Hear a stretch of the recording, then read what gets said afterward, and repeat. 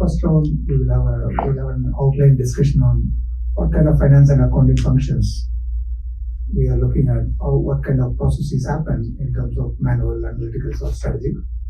And in the second round, we'll talk about what kind of advancements in AI that is applicable for finance and accounting. And then we'll also discuss on what kind of AI use cases that are applicable in that area.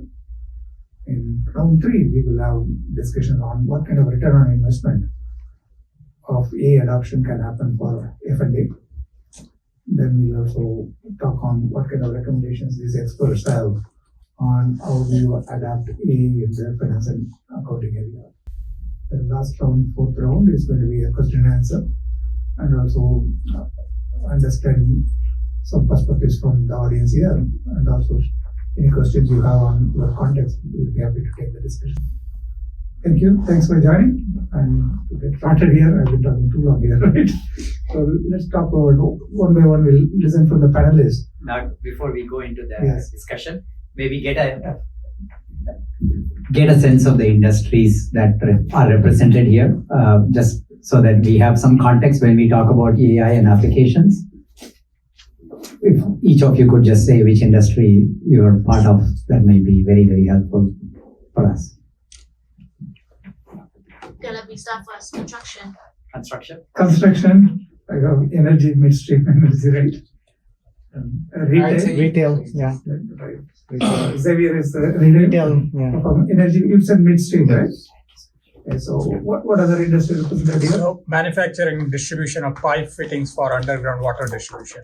Nice. Analytics. Analytics is right. Thanks. You asked them. Accounting Any other consulting. industry? Sorry? Accounting consulting. Consulting, yes. And manufacturing of blowout preventers and control units. All right, excellent. So I think. Thank you. Thank you. That's So awesome. it helps. So if it helps, like I spent over 15 years with oil and gas industry, spent 5-6 years in financial services. Now I'm associated with healthcare industry. So the people here, we have quite a width of experience in these industries. So we can see how, even though same finance and accounting, how things can vary from place to place. So thanks for that, Prakash. Right. So let's go one by one on. So Anna, can you share on what kind of a group functions in finance and accounting you want to talk about here? Sure.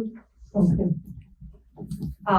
So we'll be talking about how AI can help in finance and accounting functions. And before we go into details, I just want to touch a little bit on what functions do we have in finance and accounting. We have basically 7 big functions: procure to pay, order to cash, expense management. This is the first tier of highly manual functions. We also have tax, compliance, treasury, and we have, of course, FP&A and M&A functions. And of course, we are as CFOs doing a lot of other things like investments and stakeholder management. But these are the main functions that we have, and this is the main thing that we will be covering in today's discussion. Thanks, Anna. Can you also go on a little bit on activities that happen in these functions? Yeah, sure. So the nature of these activities move from manual to more analytical and strategic. And the first 3 that I mentioned, procure to pay, order to cash, expense management, are highly manual, right? We have to match different parts of the documents to other, GL accounts, to bank software information. There is a lot of human labor involved, a lot of manual tasks. We also have activities that are more analytical, such as in FP&A process, you do a lot of analysis before you go ahead with planning, which is more strategic in nature. M&A is a very strategic activity. Treasury, I would say, is more analytical than strategic, but sometimes also strategic, right? Thanks, Anna. So, Ashu, would you like to add anything to that? Yeah, I mean, the only thing that I would add is obviously the fastest ROI we all can see is going to be in the first three that Anna talked about: expense management, order to pay, order to cash, and procure to pay. That's where you will see the fastest return on investment. Easier to automate those processes, easier to see the value, easier to realize the value. But as we mature in our own journey of AI, incorporating AI into our processes, all these other areas clearly will become important depending on which areas are relevant to that particular business. If that particular business is M&A heavy, that could be an area as the next layer of adoption. Or if it's, obviously a P&A heavy in almost every business we live in. So clearly that's an area. Tax and compliance maybe, may not be, depending on the complexity and the world you live in. But, you can certainly prioritize rather than address all of them, in one shot. And certainly the data availability in your firm may also direct you to certain areas where you start first. Because the data availability, integration of the data, and automating the data that gives you the best ROI. So it's a little bit unique in each case. There's not a cookie cutter approach here, but certainly you will find some areas where you will find tremendous ROI. So any specific activities you want to share as a use case? I mean, maybe I'll cover expense management as a use case. So one of the top three things we talked about. If you look at expense management, clearly capturing the digital image, identifying a lot of the elements of that, expense, automating that process in terms of capturing it into your expense management system, automating the routing of that expense report, but also more importantly, classifying it to the right GL code. A lot of that you don't need manual, input into it. You can automate that very much. But then as you start implementing in that journey, you can see that you can catch duplication faster. You can catch anomalies faster. In my last company, we were in the AI business that I was CFO of. We were actually catching anomalies in messages, in emails, and in documents. We were finding anomalies. So you could use very interesting language models that vendors would develop for you. You don't have to worry about building in-house data science capability, but those models then can catch those anomalies in expenses. If you normally fly out of Houston Airport, suddenly you fly out of Boston Airport. Why? Right? Or if you normally stay at 10 folks from the same company go into a conference and 9 of them stay at a relatively reasonable hotel and the 10th person stays at a fancy hotel. Why? Right? Those things you do not catch when you have 3 account payables, clerks processing those expenses. So you can catch those things, anomalies faster. You can catch out of compliance policy violations faster. So there are a number of things that, the machine is trained to catch faster than human beings. So those are the areas where I would say, just as an example for expense management. And I'm sure, you can find the same value in every other application as you start launching into AI-driven applications. Rajiv, on what are the AI advancements he's seeing and what is it happening in the recent times, especially in the last 1 year? Yeah, thanks, Nag. So I think, first of all, I agree with Anna and Prakash that there are some processes in finance and accounting wherein AI adds higher value than some others, right? Like, for example, they talked about procure to pay or order to cash or employee expense management, seemingly or otherwise, through collective experience of this room also probably would agree that it has large quantum of manual activity. So therefore, they are probably first candidates for AI adoption compared to, let's say, FP&A, M&A, treasury, and so on and so forth. Now, coming to now your question, which is about advancement AI.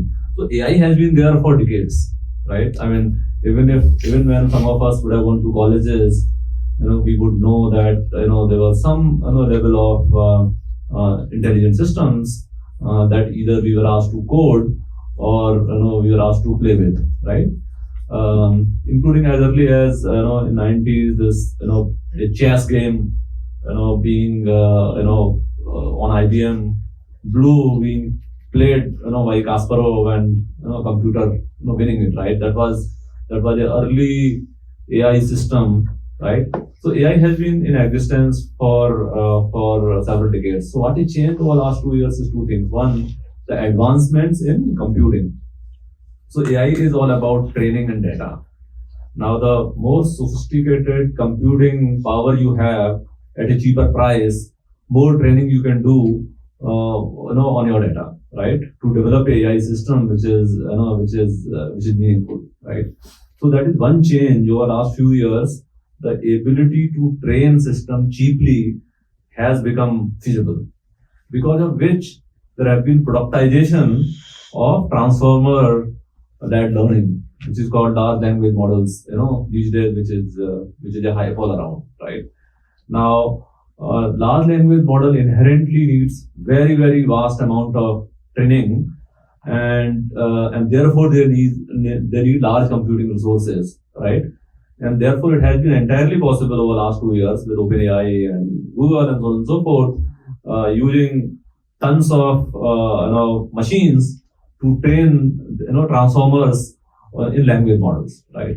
Now, advancement in large language model is relevant for finance and accounting, because finance and accounting consists of data which is also languages, like documents, right? So you have contracts, you have purchase orders, you have invoices. Now large language model, very often we as a layman get confused that it is only generative AI, means it generates text, right? But if you see internals of large language models, they internally have this retrieval capability, meaning you can retrieve information using LLMs, right? You can also have intelligent search, using LLMs, right? So it is not just generative AI, but it is information retrieval, information recommender, and so on and so forth, which is inbuilt as part of LLMs. So LLMs is a significant advancements in AI, AI adoption in, I would say, enterprises, over the last few years.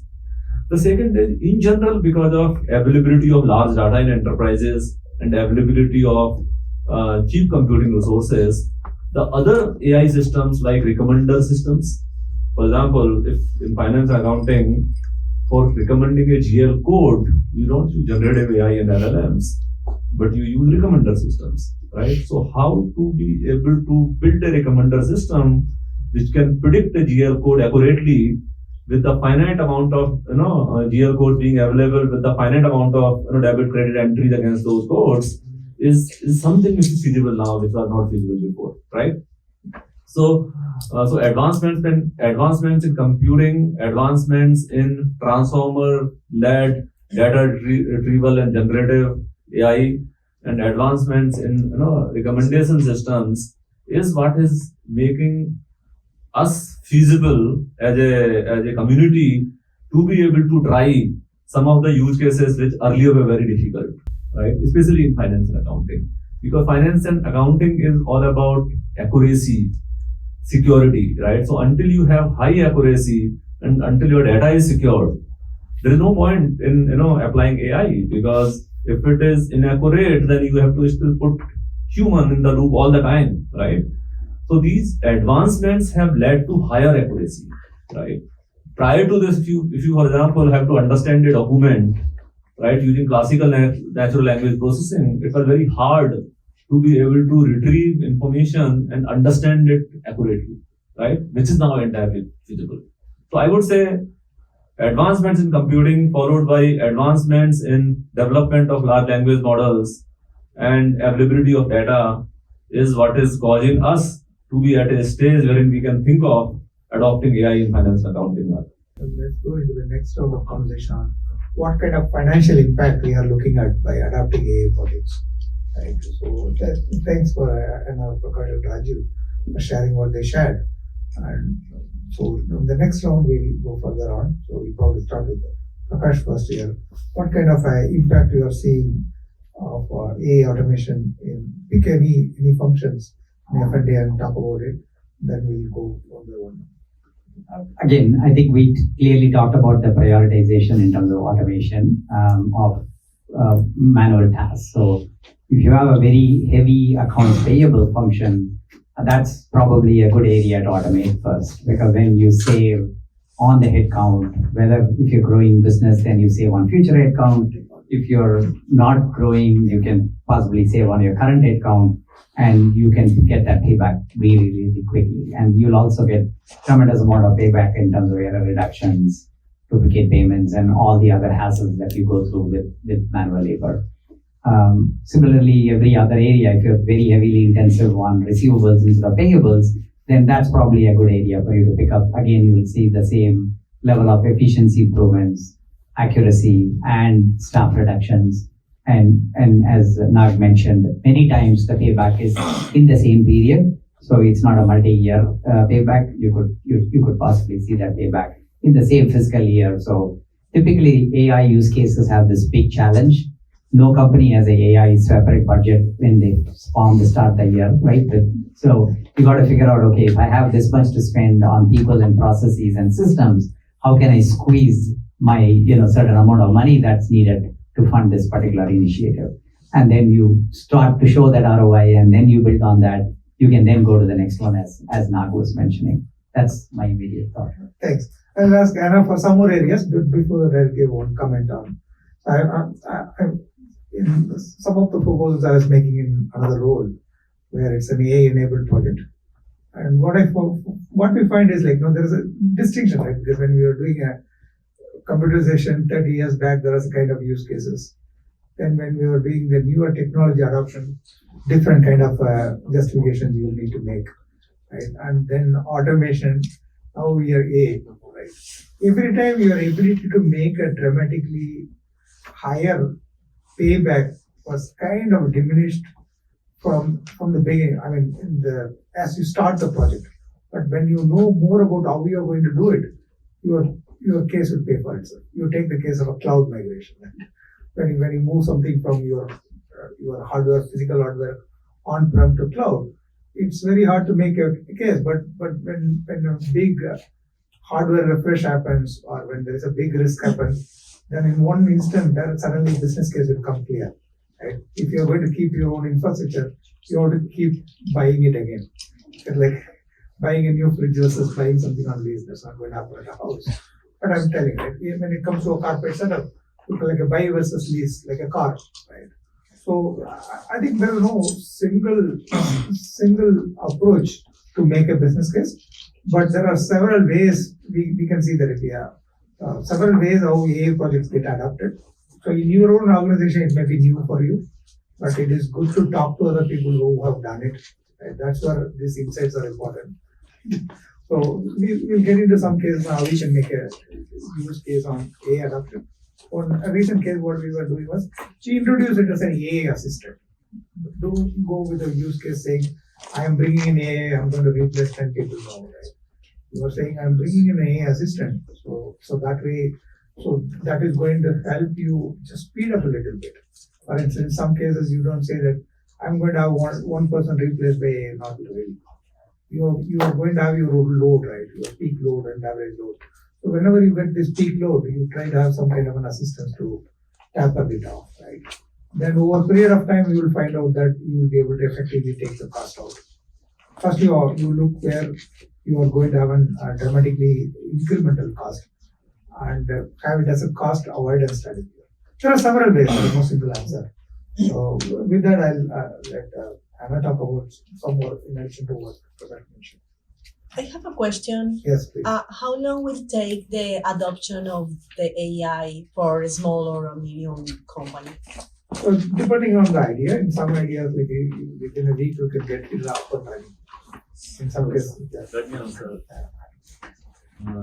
So if it is a small medium enterprise, and if you take procure to pay, it will be 4 weeks of integration effort with your backend systems, 1 month of user adoption training, and 1 month of parallel run.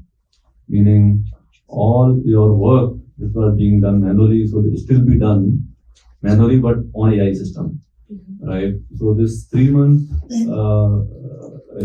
phase, 3 phases: integration, user adoption, training, followed by parallel run, is the best risk mitigated approach for procure to pay kind of system that we have to be adopted by small medium enterprise.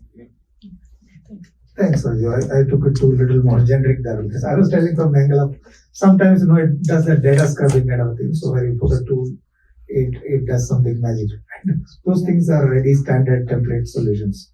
And when he talked about the prayer, Raju, again, I would think that it is more for the time for a schedule than efforts. It is not so compared to some other IT work, you would not need as much intense involvement for adopting something like this. Right? So correct me if I'm wrong there. Raju. That's Yeah, my I would- experience too. I would say yes and no. I think trust building is very important, right? So building the trust on AI, which generally we are skeptical about, so that takes time, and therefore we should be in the loop to help build trust. So if I'm processing invoices, I should get at least a month, one cycle full to gain trust, right? So on its own, the system can be incorporated and implemented faster depending on the nature of the business, nature of the process, kind of backend system, etc. But I think having confidence and trust on AI system is very important. So my personal preference is always to give a reasonable amount of time to develop that trust. Thanks, Raju. That's a good point. So in terms of impact, right? In terms of impact through AI automation, right? Anna, you want to say anything on specifically on anything on procure to pay? We covered that. Order to pay. In terms of impact, financial impact on when adapting AI on business process, what kind of financial impact we expect? Yeah, so when you start thinking about AI adoption, you will think in like ROI terms, right? How can you calculate it? And like the easiest way is to think about processes, optimizations, and maybe less people that you will need to perform the same duties, or you will not have to scale your team up when the company scales up. But this is just one of the aspects, right? There are a lot of other aspects that are not that easy to quantify. For example, if you're talking about fraud prevention, it's not that easy to quantify. Like you will have less fraud, you will have more control over your compliance maybe, but how you quantify it, it's not easy. Also, when you start to use AI to automate manual processes, your teams generally become happier because you give to the AI the tasks that people usually hate doing, right? It's like matching the invoice with the PO or expense management. I have not seen a person who would be happy with the expense management software they have. Everybody hates submitting their expenses after a business trip or a business lunch or whatever. So as soon as you make this process better for the stakeholders, you get internal buy-in to do something more in this extent, right? So it's also increasing the team engagement, team happiness. This is also not easy to quantify, but this is, priceless in a way. Good point. Thank you. Prakash, would you like to add anything on that? No. Yeah. I have another question. Sorry. For the automatization, do you use Microsoft platform or what kind of software do you use? What is the question? For automation, what kind of software do you use? Are you using Microsoft Power Platform for Power Automate to? No. So like the kind of AI that we have been talking about is a combination of large language models. I mean, basically intelligent document processing, where you understand the documents, right? So that is one. Second is your finance specific AI or recommendation systems. So all of these are proprietary, systems which are built, right? Then the third part in all of this is your business logic, right? Your rules on taxation, your rules on workflow, all of that. How do you codify them? So business logic again like in Hyperbots, it is again proprietary, developed using Java and Postgres as the technologies, right? And then you talk about the bot itself, right? Or how the bot functions or RPA basically. So there is a very small element of robotic process automation that again there are either third-party RPAs which people use, but in our case we have proprietary orchestrator and RPA technology. So proprietary RPA technology orchestrator combined with intelligent document processing, combined with finance specific business logic, combined with connectors which again are proprietary with ERPs, right, is what is creating this value which I was talking about from email to GL posting, right? So we don't use any third party Power Automate and all that kind of stuff. I think I would like to clarify on that. Definitely it is compatible with Microsoft. If your current place is having a Microsoft platform, it is compatible. If your current platform is having something else, it's compatible. Right? That way it is compatible, but there is this whatever automation platform Rajiv is talking about, that is a combination of multiple technologies. So we are going to a phase where it doesn't matter what technology a particular place is, it's going to work with each other. So the kind of interfaces integration happens is more API integration, I would think, right? It's API, right? So we talk, the system that I was talking about, Power Automate is a tool to do automation, which we don't use. And my point is, if you are using Microsoft Dynamics as a ERP, it integrates with that through connectors, right? If you are using Microsoft Outlook for your emails, it integrates with that, right?